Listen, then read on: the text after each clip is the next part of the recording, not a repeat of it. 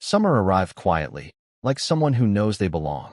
On my windowsill, the little ficus had pushed out a new leaf, pale, almost see-through, like a tiny green hand. I touched it and thought, growth has a sound, the soft rustle of silence. Our photo club announced a big project, City Rhythms. 10 photographers, each taking one neighborhood, its mornings, its evenings, its pulse. 3 months of work, ending with a show inside the old streetcar depot. And this time, not just captions, but real short essays to go with every set.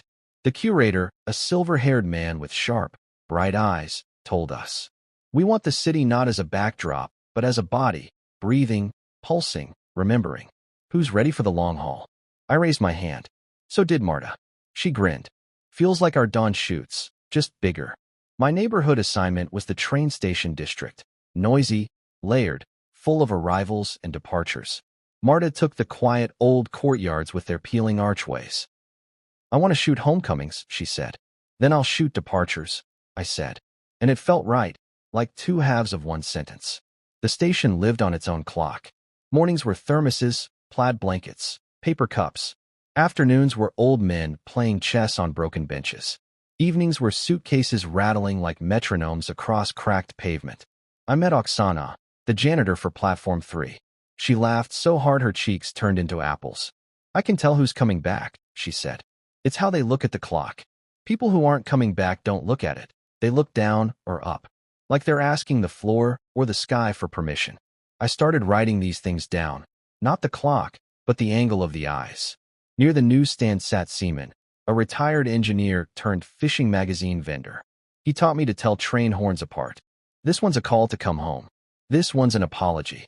I laughed, but soon I started to hear it. I recorded them on my phone. Played them back at night. They sounded almost like music. At sunset, the depot roof cut the light into long gold stripes. The rails lit up like threads leading somewhere. I'd lower my eye to the viewfinder and think about every there and back we photograph, even when we think we're just photographing here. Marta was working on her homecoming series. We'd meet every couple days, sometimes at the bridge, sometimes at the bakery, sometimes under her archways where dust made lace patterns in the air. She told me about Babsha Stefa, who put a cup of tea on the windowsill every night, so the night wouldn't go hungry. I told her about the boy who met his mom at the 7:10 train every day, always adding one wildflower to her bouquet, a different one each time. "That's his compass," I said. "That's his prayer," Marta said. We still didn't call it anything. No labels, no "are we official yet" talks. But we had a rhythm now. Dawn by the river, Saturday markets, quiet library nights where the dust smelled like old paragraphs. She'd bring a thermos of cocoa spiced with cinnamon and cardamom. I brought the tripod and a spare battery, because we were always just one more minute. One evening after shooting, we sat on a bench in a courtyard where the cats knew everyone's schedule. Marta grabbed my notebook and flipped through my daily entries. In the "What Hurts" column, there was nothing. Under "What's Working," caught the first horn on Platform 3. Under "What's Next," find a story for the sound. "You're literally hunting for a story for a horn?" She smiled. "Yeah." To Seaman, every horn is a character. "I want to write something where the sound is the decision." "That's going to be good," she said, suddenly serious. "When you strip something of its function and it still has a soul, that's literature." "And if it doesn't work?" I asked. "Then let the horn stay a horn. Still a good role." A text came from Lena while Marta and I were planning our Sunday dawn shoot. "I'm in Chicago. Doing okay. Thanks for back then. Take care of yourself." I read it twice. No sting this time. I replied, "Take care of yourself too." Then I showed it to Marta, not as a report, just as fact. "You okay?" she asked. "Yeah. It's like a bus that used to run down your street, but doesn't anymore. You still hear the echo of the stops because you know the schedule, but it's not your bus now." "That's a line," she said softly. "Write it down. And thanks for trusting me with it." I wrote it down.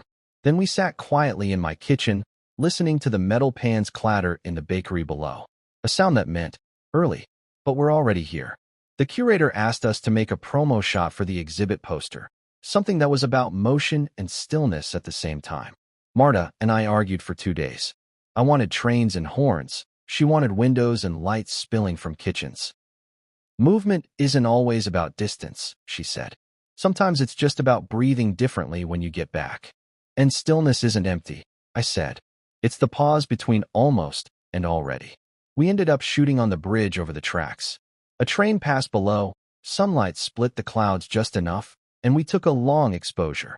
Rails became threads of light, the train a soft blur, and the two of us, shadows standing side by side, not merged but not apart. When we looked at the photo, Marta nodded. That's it. Motion and stillness. We're in focus, but we're not the main thing. The main thing is that it keeps going. In September, I got invited to lead a weekend workshop for a youth summer camp. How to shoot the morning. Marta laughed. Professor of Dawn, she teased. Professor? I don't even have a degree in this. Your degree is every 6 a.m. you've dragged yourself out of bed. The camp sat deep in the woods. 15 teenagers with cameras and phones, 20 thermoses, 30 questions. What if it's cloudy? What if we miss golden hour? What if I literally can't wake up before 8? Then you get silver hour, I told them. And that's pretty beautiful too. Marta joined on day 2, leading writing exercises. She made every kid write 3 lines about their own light. One boy who thought he was too cool for this finally wrote, "The sun rises slowly. I rise from bed slowly. If I get up fast, the sun won't be mad." That night we sat on the camp bench, reading the kids' lines out loud, and I thought about how easily we lose that kind of honesty as we grow up. I didn't want to lose it again. When we came back home, we were bone-tired but happy. In my hallway, I hugged Marta longer than usual. She didn't pull away. "You're good at this," she said softly. "So are you," I said. "So, we're a team?" "Yeah," I said. No quotation marks around it. "No for now. Just yeah." A week before the exhibit, rain hit the city and stayed. The station gleamed, smelling like wet iron. My mom called. "You're coming for your dad's anniversary, right?" "It's been 20 years. I looked at my calendar, deadlines everywhere." I exhaled. "Yeah. Tell me what time to be there." When Marta heard, she asked if she could come. "I don't usually invite myself," she said. "But I want to be where your memories are. If you're okay with that." I nodded. Inside me something clicked, like a lock closing from the inside, so the room would finally feel safe. The village smelled of rain and cut grass. At the cemetery, Mom lit a candle and whispered, "He'd be proud of you." Getting up early like that. Later we sat on the bench near my old school. "Tell me about him," Marta said. So I did. How he taught me to fix lamps. How he never said, "I love you," but always smirked when I walked into a room. How he could endure almost anything except lying. "He taught me to wait," I said finally. "Not to yank at doors that won't open. Or else look for another door." "You're a lot like him," Marta said. "Your photos have that same patience. That same wait until it's right thing." On the way back to the city, we didn't play music. And somehow the silence felt more honest. Mounting the exhibit was chaos in the best way. The rails inside the depot creaked, dust scattered like tiny animals. We hauled panels, hung wires, straightened captions. The curator walked around with a mug of tea and kept repeating, "No drama, no giant letters. Let the light do the talking." Marta hung her arches right across from my tracks. Between them was a walkway, where people would stand, I hoped, and feel that leaving and coming back are two sides of the same coin. That evening I ran out for coffee. When I came back, I froze. Lena was standing in the doorway, holding a bouquet of roadside wildflowers. Not the market kind, the kind you actually have to go pick. She looked different, less polished, more space between her words. "Hi," she said. "Your mom told me about the exhibit. I wasn't sure if I should come in." "Hi," I said. "You should always look at the light." She smiled, tired and sad. "You did it. You lived. I'm glad." "Really? You will too," I said. "It just takes longer." She nodded, glanced at Marta, who was adjusting a caption across the room. "She's beautiful," Lena said quietly. "Yeah," I said. And this time the word didn't explain anything. It just named the truth. "I should go," she said. "I just wanted to say thank you for being decent back then. That's rare." "Take care," I said, same words I'd said months ago. The words that freed me. She left, and something inside me closed, soft and final. Not a door slamming, more like a window gently sliding shut. Marta looked at me, reading my face like she always could. "You good?" "Yeah," I said. "Just moved used to be into the done column." "Perfect," she said. "We've got a big night ahead." Opening night felt like sunrise. First a trickle of people, then more, until the room was humming. Dima showed up with sunflowers, so it feels like a summer textbook. Mom held my hand like I was still 8. The curator gave a speech and pretended his tears were just dust. Marta and I stayed near the wall, not chasing compliments, just watching. People walked between my tracks and her arches, reading, stopping, quietly holding each other's hands. A teenage girl asked me for a print of my caption. The smell of bread is a kind of light too. And for the first time in years, I felt like I wasn't extra in my own story. I was right where I was supposed to be. Congrats, Marta said when the room finally thinned out. To you too, I said. We built this. Ready to go home? Let's go home. Home was really ours now. Not because of keys or paperwork, but because of rhythm. Mornings where I know exactly where to set the mug. Nights where we don't rush to turn the light off. Saturdays where the baker downstairs doesn't even bother hanging up the 10-minute sign because he knows we'll wait. Marta moved in without a big suitcase. I don't do life relocations in bulk, she said. I'm a clean draft kind of person. She brought 2 plates, a beat-up guitar with 3 strings, and a shoebox of childhood photos where she was either barefoot or covered in chocolate. I brought a bookshelf, and we filled it with our photos, our words, and the things one of us said first. The ficus put out another leaf. We called it Green Storefront. Sometimes I woke up at night when it rained, touched her shoulder just to be sure. I'm here, she'd mumble half asleep. And I'd drift off, realizing that the most important word in my life wasn't revenge, wasn't even love. It was here. The city slid into autumn and the light got deeper. I still ran in the mornings. Not to escape thoughts anymore, just to chase that sharp, clean air. Marta and I started a new series, Season Work. Same places, new light. Same rails, new shadows. One morning, Seaman at the station pointed out a young train engineer. Listen to his horn, he said. Soft, like he's asking for permission. I wrote in my notebook, youth always asks for permission. And sometimes the light only comes when you stop asking. Marta read it later and kissed me on the neck. Put that under the bridge photo, she said. Isn't that a little dramatic? No, she smiled. That's just our minutes being on record. 12. On the last day of the exhibit, a group of school kids came through. Their teacher read our texts out loud, and the kids shouted, That's my street. I know that lady with the dill. One boy stood in front of my platform 3, first horn photo for a long time, then asked, Mister, do you ever miss your train? All the time, I said. You? Yeah. But when I do, I imagine the train is late for me. Then I don't feel so bad. That's brilliant, I said. Can I steal that line? Sure, he grinned. Just right. Inspired by PD, 4th grade. Marta laughed about that the entire ride home. Inspired by PD, 4th grade. That might be the most honest credit line in photography history. That night we sat on the floor between frames, drinking tea from the thermos. We still hadn't switched to mugs. The thermos was our mascot. I opened my safe and pulled out the little hard drive, the one with the old nuclear folder. I stared at it a long time. Want to be here for this? I asked. For any of your hay race, Marta said. I plugged it in. Screenshots, receipts, spreadsheets. They look like old x-rays now, once important, now just dusty records. I made a single encrypted backup to the cloud we jokingly called the umbrella, where we also kept every photo we'd taken together. Then I dragged the folder into the trash. Ready? Marta asked. Ready, I said, and hit delete forever. She held my hand while we sat there in the loaded silence that wasn't empty at all. I realized revenge had been dead long before this click. It had just been waiting for me to notice. At the first snow, we went back to the bridge with the thermos and the tripod.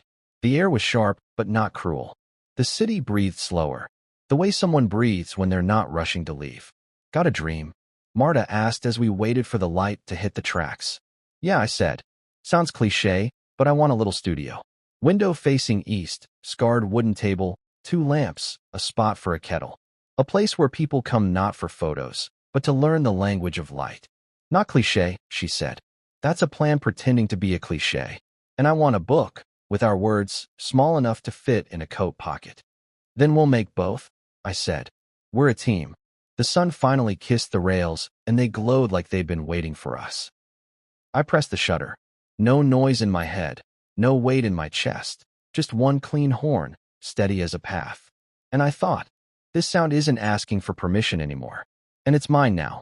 We stood there until our fingers went numb, then headed back to our warm apartment. Our space with the ficus on the windowsill, the frames on the wall, the thermos that was always full in the morning. I realized the best second chance isn't about repeating the story. It's about living differently, with rhythm, with quiet, with someone who says I'm here when the sky is still dark. As we closed the door, snow fell soft as grain, and the light lasted just a little longer.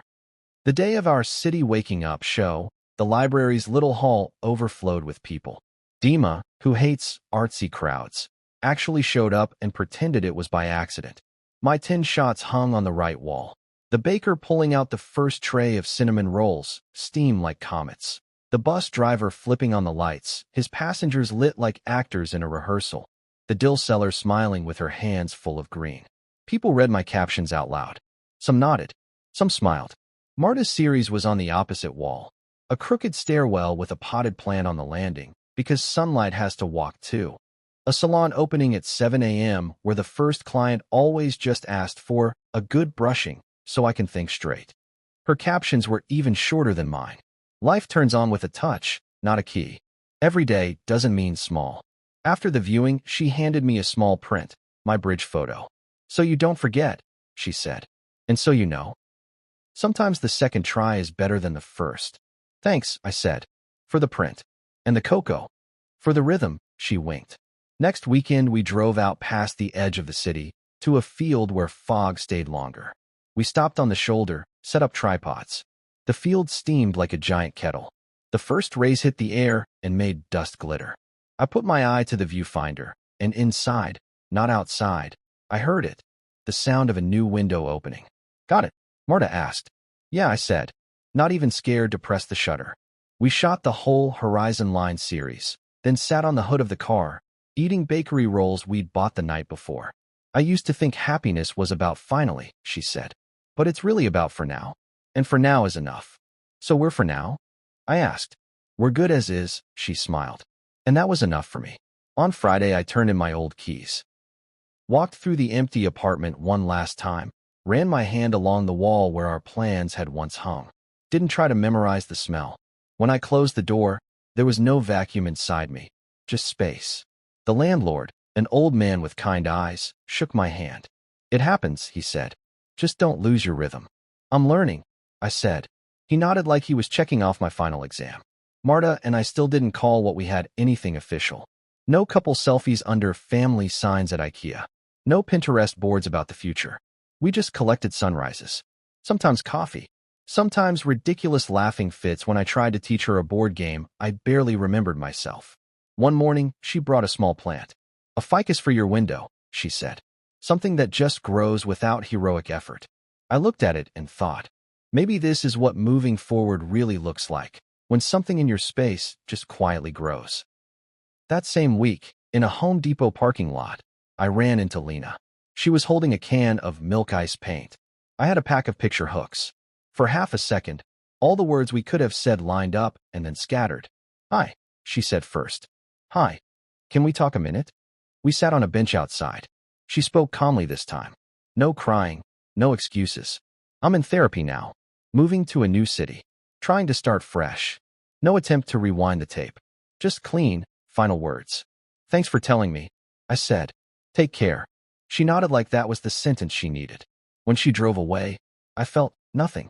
Not emptiness. Not even relief. Just a level surface inside me. I went home, hung the frames, my 10 photos from city waking up. The ficus stood by the window, its new leaf open. The kitchen smelled of cinnamon from the bakery below. And I thought, second chances aren't about repeating the story. They're about becoming someone new in it. For the first time, that didn't feel like a slogan. It felt like the truth. When my trip got canceled, I thought it was just bad luck. When the key turned a little too softly in the lock, I thought it was just the cold. And when I heard laughter from the kitchen, I thought it was just the TV.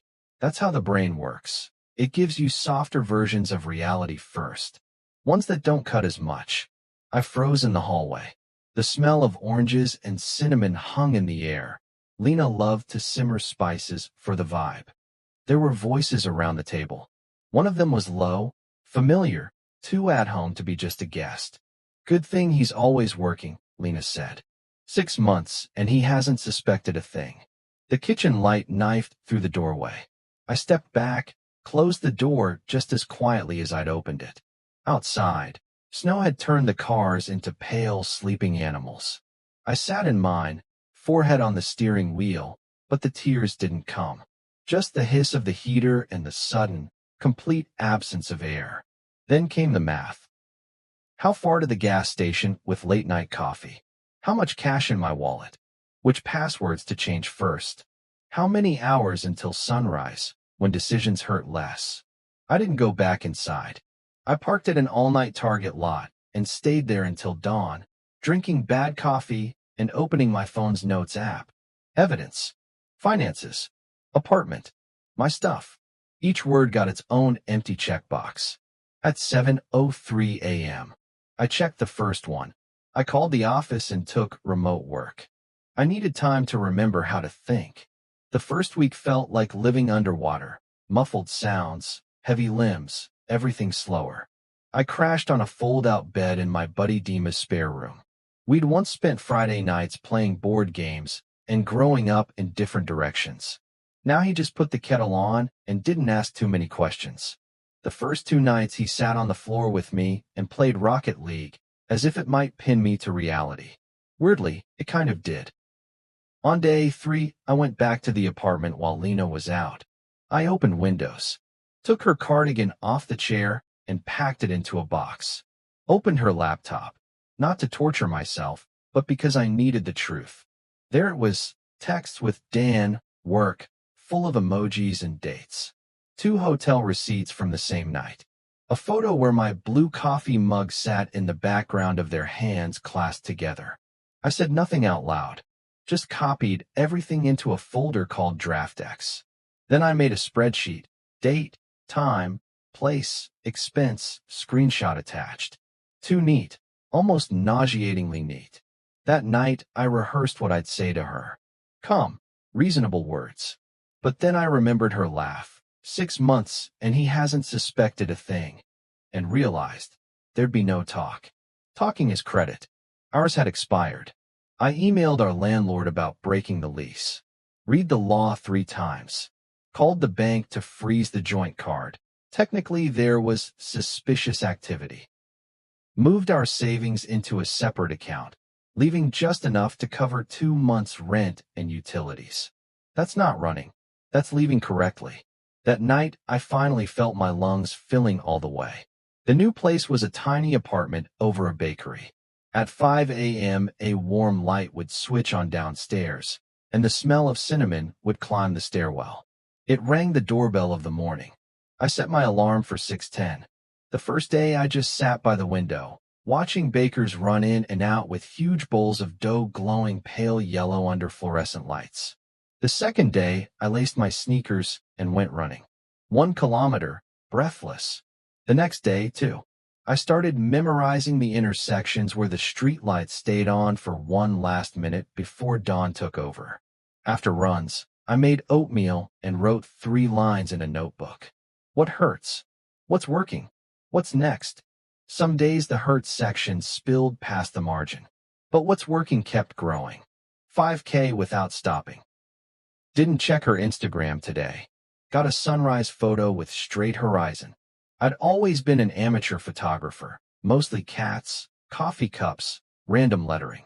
But now I wanted to hold the horizon steady, to stand still long enough that the light would meet me halfway. It turned out technique wasn't about the camera at all. It was about waiting. And waiting, for once, wasn't painful. The photo club met on Thursdays in an old library by the river. High ceilings, dust like velvet, a projector that was always too dim. Marta showed up 15 minutes late with a cake box labeled "A Piece of Light for Everyone." Half the room laughed, the other half rolled their eyes. She put the cake down like it was an offering and sat on the edge of the table, hair in a messy bun, denim jacket that had clearly seen rainstorms, sneakers with stories. After the slideshow, we discussed our shots. I wanted to say nothing or say everything, spill the whole story. Instead, I said, "Dawn feels like a second chance." Marta nodded, like she heard the rest of the sentence anyway. "You shoot at dawn?" she asked. I make myself, I said. Maybe stop forcing it. I'll bring cocoa, you bring the tripod. Let's catch the first fog. I hadn't planned to agree. But Sunday at 5:40 a.m. we stood on the bridge like two co-conspirators waiting for the city to yawn awake. She set her thermos on the railing, started a timer. 3 minutes of hugging the cup, she grinned. We didn't talk about work or past lives, just about how the fog held the water, how sometimes the best photos are the ones where nothing happens. When the sun climbed higher, she said, your frame is calm, but I can tell your hands are still used to holding on instead of letting go. I smiled. Learning. Slowly. Lena's email arrived on a Wednesday. Long, level, full of all the usual, I was lonely, you work too much, I never meant to hurt you. I read it once. Then again, without the sharp pain this time. I wrote back. Thanks for being honest. Take care of yourself. And it was true, not a performance. That evening Marta and I sat outside the library with Coco. She told me how her brother, a little league coach, teaches kids to wait for their pitch, not just swing at everything. That's a rule for people too, she said. Don't run just because you feel like running. Run when there's somewhere worth going. So you're pro-plan? I teased. I'm pro-rhythm, she said. Plans fall apart in the first rainstorm. Rhythm lets you wait it out under the awning and keep walking after. I wrote rhythm in my notebook next to Dawn. For the first time, what hurt stayed blank. Our club launched a mini project, City Waking Up. 10 shots. 3 weeks. A short text with each. I almost said no. Thought I wasn't ready. Marta shook her head. You're already where the light is. Just bring it back. So we did. Bridge. Market. Train platform. At the bakery, the guy with the beard flipped the 10 minutes more sign and gathered a line of early risers. At the market, the old lady selling dill gave first customers more than they paid for. At dawn, the rails reflected the sky for 2 seconds before the light changed. I learned to wait for that exact 2-second flash. To step back. To keep my hands steady. The words started coming too. Short, like reminders. Light is always a minute late, but it comes. Bread smell is a kind of light. Empty windows aren't empty, they're pauses. Marta read them and smiled. You're turning into someone who can speak without fearing the spaces between words. And you? I asked. I've always liked spaces. I just used to be scared of getting lost in them. By the end of the project, I wasn't checking my phone every hour. The hunger was gone. When I finally signed the lease termination papers, my hands didn't shake. I called the landlord to thank him for being fair. On the way out, I stopped at a coffee shop and bought the most expensive latte on the menu. The barista misheard my name and wrote Griffin on the cup. I laughed, kept the cup on my new shelf like a trophy. It was funny how the name, one that never belonged to me, suddenly felt right. A creature that carries heavy things but still flies.